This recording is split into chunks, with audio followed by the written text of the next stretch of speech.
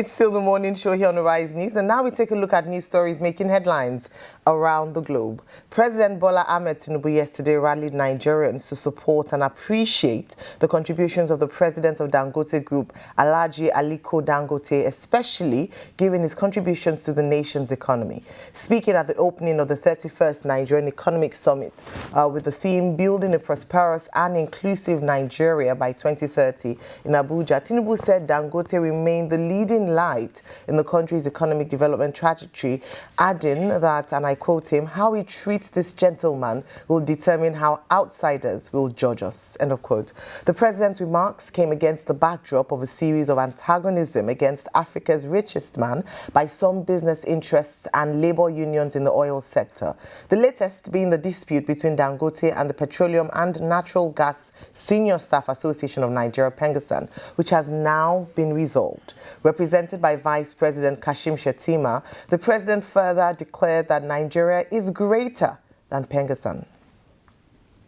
Reacting to the Vice President's speech, the Petroleum and Natural Gas Senior Staff Association of Nigeria has tackled the presidency over comments by Vice President Kashim Shettima condemning its industrial action over a rift with the Dangote refinery. Before I go on, let's listen to an excerpt of the speech made by Vice President Kashim Shettima at NESG. On this note, I want to dwell on something that is very dear, a topical issue that is very dear to the heart of every Nigerian. Aliko Dangote is not an individual, he's an institution.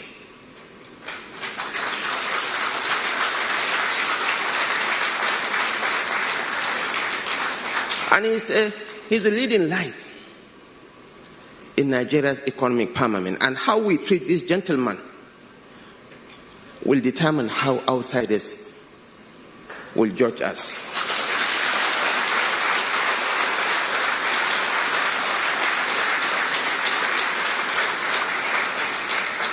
If he had invested $10 billion in Microsoft, in Amazon, in Google, probably he might be worth $70 to $80 billion by now. But he opted to invest in his country, and we owe it to future generations to jealously protect, promote, preserve, and project the interests of this great Nigeria.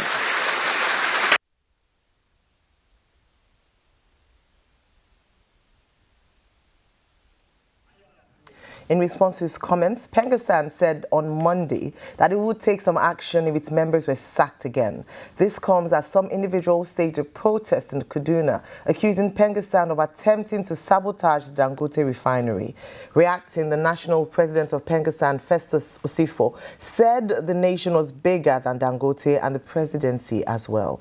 According to Osifo, Pengasan had a mandate to protect the jobs of its members sacked by the Dangote refinery for joining the association. This mandate, he said, would be discharged whenever the next arises. Osifo, who doubles as the president of the Trade Union Congress, stressed that if the same situation that led to the sack of its workers occurred again, it would deploy the same strike action to address it. Meanwhile, the Group Chief Executive Officer of the Nigerian National Petroleum Company Limited, NNPCL, Bayo Ojulari, has disclosed that Nigeria lost 200,000 barrels per day of crude oil to the recent strike action embarked upon by the nation's oil workers, culminating in a total of over 600,000 barrels during the 3-day supply disruption. The Petroleum and Natural Gas Senior Staff Association had last month directed its members to embark on strike in the wake of a face-off with the management of Dangote refineries over the reported sack of 800 workers. Reacting to the effect of the 3-day strike action on the oil industry, Ojulari stated that the industrial action had a telling effect on the production capacity of the NNPCL. The GCEO, who spoke with newsmen at a meeting with President Bola Tinubu in Lagos, while describing the strike action as unfortunate, stated that Nigeria has recently achieved a 7 billion cubic feet of gas. In other news, the Senate is set to resume plenary today with a motion to counter what it described as a dangerous and misleading narrative portraying Nigeria as a country where genocide is being perpetrated against Christians. The motion is being sponsored by a former chief whip of the 10th Senate, Senator Mohammed Ali Ndume, and co-sponsored by Senators Sani Musa, Niger East, Aliyu Magatakarda Wamako, and Ibrahim Bomai. It seeks to reject the recent categorization of Nigeria by the United States Congress as a country of particular concern over alleged systematic persecution of Christians. The draft motion is titled Urgent Need to Correct Misconceptions Regarding the Purported Christian Genocide Narrative in Nigeria and the International Communities. The sponsors warn that such narratives, if left unchallenged, could deepen sectarian divisions, distort international perceptions, and undermine Nigeria's diplomatic relations and internal unity. All right. We find Dr. Bati, the stories before us this morning. First part of the story, of course, talking about just an update on the presidency's reaction, led by the president himself, around the Dangote Pengassan face-off. And then, of course, Christian genocide in Nigeria, reaction by the Senate and saying that they're pushing a bill with this matter. I'll start with you, Rufai, your take on this story. At first, let us set some ground rules. Nobody is saying Pengassan should not cater to rights of workers. We believe and we understand and we know that every worker has rights in this country. And there must be unions that will fight for them. But the way Pengassan is going about it is always the problem. And that's why on this, I support President Tinubu, that Pengassan is not bigger than Nigeria. In the name of fighting for 800 workers, when you perpetrate economic sabotage, it's a no-no. You shut down power production. Over 200,000 barrels was lost, based on what Mr. Bayo Ojulari was saying. The economy of the nation was shut down. Electricity was shut down. That's not good enough. There should be ways to resolve other impasse. And when we now stretch the conversation, why some of us believe it's a targeted attempt against Dangote is this. NNPC has collected over 3 billion to fix its refineries they cannot account for. The other day, Mr. Osifo and his Pengassan members were with Bayo Ojulari. They were all shining teeth. In fact, it was that day Bayo Ojulari made the statement that NNPC still needs about 60 billion for expansion of the refineries, the same refineries that they can't account for the 3 billion spent.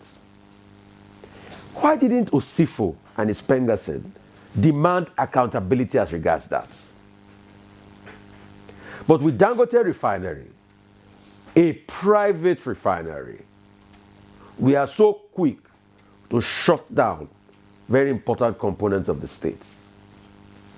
Mr. Osifo should remember that even if you don't like Dangote and Dangote refinery, remember that this man invested his own money to be able to ameliorate the challenges.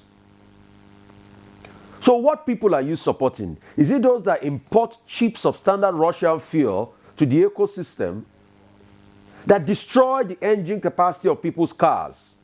Till today, compensation has not been paid. Are those the group of people you want to support?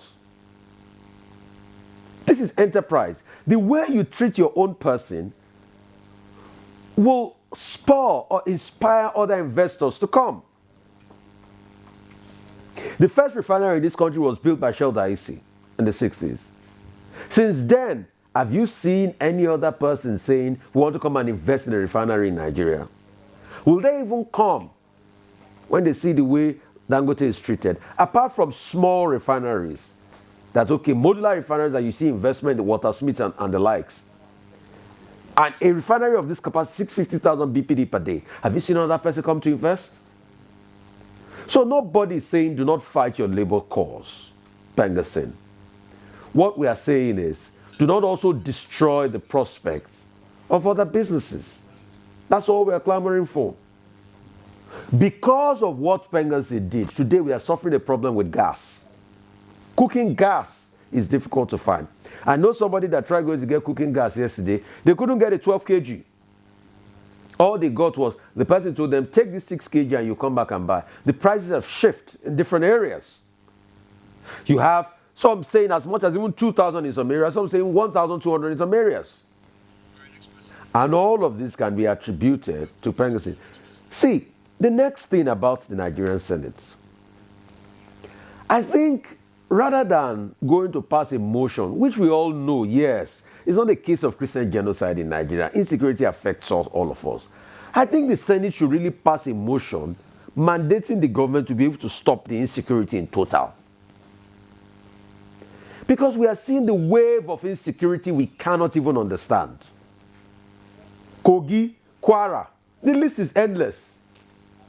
So I think it's a very futile argument to make by saying we want to tell the Americans that it's not only Christians that are being attacked. But is it not futile because other people are being attacked? Should people be attacked in the first place? Whereas Section 14, Section 2B of the Constitution says that the security should be the sole aim of the government, security of the people. So I think that motion should not be against the talk about Christian genocide, which we know is being perpetrated by a wide-range Christian nationalist group in America, the likes of Open Door and the likes. It should be how we can even find lasting solutions to the level of insecurity in the country. I yield the floor. All right, Dr. Bati. Okay, very quickly. The matter is as follows, in my view. Vice President Kashim Shettima was speaking yesterday on behalf of the president at the Nigeria Economic Summit group meeting number 31. And part of his speech, it was a lot. He talked about the achievements of the administration, what is being done with revenue generation, taxation, job creation. But the aspect of it that has been extracted for public interest is where he spoke about Alhaji Aliko Dangote and the Dangote refinery. And he made the point that if Dangote, who decided to set up a 20 billion refinery in Nigeria, had chosen to take even just 10 billion to Amazon or, all of the successful companies, Google and all of that, he will be making better profit. In other words, this was the most righteous statement from government side saying that, look, Alhaji Aliko Dangote is indeed a patriot and it's an example that should be followed. The vice president, speaking on behalf of the president, went further and said that, in fact, Alhaji Dangote is an institution. It's not just an individual. It's not like you from Lagos State, right? Yes. Or this man from Odogbolu. Some people don't even know where Odogbolu is. But this is an institution. A man who is committed to his country and who is committed to developing his country.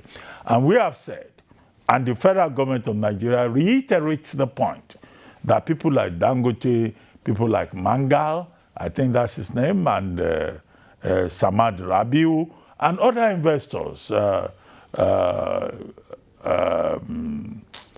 I'm trying to remember. Okay, the owner of Glo, Otumba Adenuga. That these are people who believe in Nigeria and who are investing in this country, and that those people should be supported. The Tinubu administration has been saying that the private sector is important.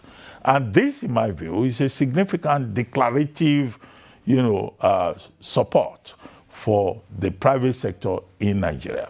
By the same token, the president, speaking through the vice president Shettima, was saying that Pengassi is trying to disturb this country. I go a step further and say that having realized that, the president then should take consequential actions against Pengassi, as perhaps the Iron Lady, Margaret Thatcher, did in the United Kingdom. And that was why yesterday, when this same topic came up, I asked for another look at the labor laws and the responsibility of the National Assembly to look at the labor arrangement. If you say that the private sector should get involved and help to push this economy, and that we have a government in place that is trying to do that, then the labor sector cannot have absolute rights. We understand the point that they have rights under the law, but those rights cannot be absolute. The vice president made it clear that, look, this Dangote refinery that you are complaining about is creating jobs. And one of the ways in which government can progress, is to create jobs and give opportunities to people. Now, these same labor unions, Bayo Ojulari, the general CEO of the NNPC Limited, made the point that Nigeria lost 600,000 barrels of crude oil because of Pengassan, because of Festus Sifo, leading his men to sabotage Nigeria. Festus Sifo was supposed to come on this program yesterday. We will have asked him questions, but he chickened out. He should have come here. We will have asked him critical questions. The problem, part of the problem we have is about labor leadership in this country. Namely, that we have labor leaders who are there for personal gains. They will talk 12 to a dozen, 9 to a dozen in the public arena. But in the night, they will go and beg the same people that they are criticizing. No, labor unionism should not be about nocturnal opportunism. It should be about what they actually do in defense of people's rights. If we say most of the things that people are saying about labor unionism in this country, there will be very serious problems. Even Comrade Adams Oshomole, who is their father, their leader, came here and said that what they are doing under this new dispensation in terms of leadership is not right. We hope that Festus Sifo will make himself available to come address some of these issues. Now, to the Senate. The Senate, looking at an issue about genocide against Christians in Nigeria. We have said again and again on this table that we are all victims in this country. And in fact, the senator from Borno is one of the persons saying, look, this is not, there is no direct persecution of Christians in Nigeria. We said it yesterday, that yes, in terms of the optics, from Chibok girls to the attack in a war, to the crisis in Sada Kaduna, to the abduction of Catholic priests, it will look like, yes, Western media would definitely focus on that. But Muslims are also victims. All the villages that are attacked in Katsina, in Zamfara, in all of those parts of the country, they are Muslims. They are also Nigerians. Most of the people in the IDP camps in the northern part of the country, they are Muslims. The responsibility of government, which should be the purpose of this bill, of this motion in the National Assembly, is not just to whitewash Nigeria and say, oh, Nigeria is a safe country. No, whitewashing will not work. It's to say that this government, the Tinubu government, is committed to protecting all of us, whether we are Christians or we are Muslims or we are traditionalists, we desire, or we are foreigners. Nigeria has no issues with foreigners. Nigeria is a country that welcomes everybody. We are not like the British or the Americans who are saying we don't want foreigners and we will deport them. Nigeria is a welcome place for everybody.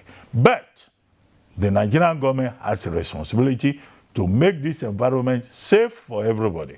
And President Tinubu, having made that promise as part of his renewed hope agenda, has to go further and ensure that.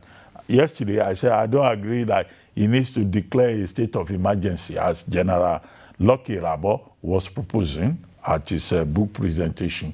The emergency is already here. We want to see the money that they've been collected, that they have been collecting under the budget over the years. we need to see it work so that you and I can sleep at night and not feel that somebody would come and kidnap us or come and attack our apartments, as happened, sadly, unfortunately, regrettably, to our colleague, Sumi. Very sad. Yes, we cannot whitewash the issue. Yes, the Senate is right in standing up to defend the integrity of Nigeria and also to rewrite or to tell our own story. It's usually dangerous for outsiders to set a narrative or to tell the story of a nation. And so I'm glad that, I mean, this is well in order. But I think even more important than that is also for them, and I would like their voices to be louder in that area to ensure that the presidency does what it's supposed to do with regards to ensuring the safety of lives and property of Nigeria. Those kinds of bills is what we want to see and how we want them to hold Nigeria accountable. Because when we talk about investment, attracting foreign investments, which is the import of what the vice president said yesterday, representing the president yesterday at the summit. He had talked about the fact that the position or the posturing for investors, if we have private entities like Dangote refinery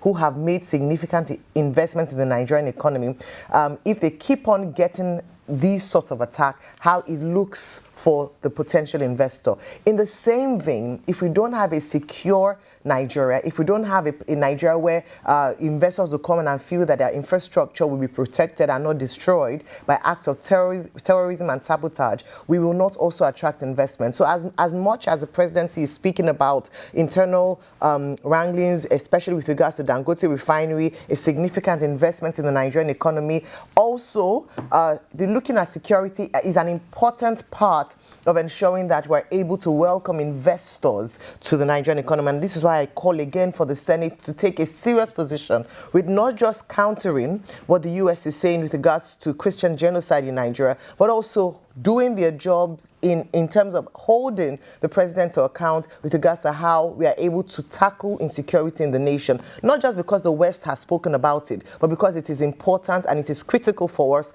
as a people and for businesses to thrive in Nigeria as well. Now, going first to the story around the president, I think it's about time, or it was high time that the presidency spoke about this. We have been calling and talking about how, not just for Dangote refinery, remember, we've often talked about for posterity's sake, not just for this entity, but for other private sector entities and other potential entities that are looking to invest in the Nigerian environment. Now, if you look at the trajectory of the Dangote refinery since its inception, you would see the number of ways that it has had to battle, the number of people, the cabals, the unsavory environment for running a business in Nigeria. And this is a local investor who believes enough in Nigeria to put in, millions of dollars to invest in the refinery. Unfortunately, what he has been met with, despite the number of jobs that have been created, despite the contribution to the GDP, despite the fact that it's also meeting a critical need in terms of, petroleum for Nigeria, meeting its local need, faced a lot of pushback. And so I'll go back to what some of our guests on this table have said, from Peter Esele to Senator Adams Oshomole, around the fact that to what extent do we want to sacrifice, whether it be the job or market or the labor, for the labor union, the job, people who have jobs according to Dangote refinery, the security, national security for Nigeria with regards to energy security, on the altar of trying to make a point because of an issue that has happened. They also talked about a process that will be followed. And I talk about this process because in that statement by Festus Osifo, he had said that if it happens again, they will do it again. And so it means that the lessons have not yet been learned by the labor unions as with regards to the effect the strike action has had on Nigeria. And I'm glad that Mr. Ojulari has put a number to it with the amount of losses in terms of barrels per day that we experienced in the 3 days where they had a strike action, 600,000 barrels per day. You can do the math with regards to how much money the economy lost in that period of time. And so what we're looking for now is how can we prevent such actions from happening in the future? We have a minimum service level agreement whereby legislature can actually put in legislation to the effect that when there's a strike action that happens, critical parts of the economy must not be affected, and some workers cannot down their tool because of its massive effects on the economy. It's high time they looked into that, so that in the future, where labor unions have an issue with a private or public entity, they do not hold the nation or Nigerians to ransom as a result of their stance. And I say this not just in the oil and gas sector, because when we look at critical sectors in the economy, we also have the doctors who go on strike arbitrarily, and we don't face it because money is not involved directly. But these are critical parts of our nation, critical sectors of our nation that should not down their tools. We cannot count the number of lives that have been lost as a result of certain strike actions because either the government is not moving or taking action, or we have labor unions who overreach. And so what we're asking for today is a prevention of what we saw in the last few weeks with a private entity and labor unions. I have continuously made the fact here that labor unions are critical. They're important for collective bargaining to protect the welfare of workers. But in doing that, they cannot sacrifice on the altar of collective bargaining and welfare rights of the workers the national security of a nation, the energy security of a nation, or the well-being of a nation. That is what we're asking for this morning. And I'm happy that First of all, Sifo has spoken. I wish she did that here on the show yesterday, rather than,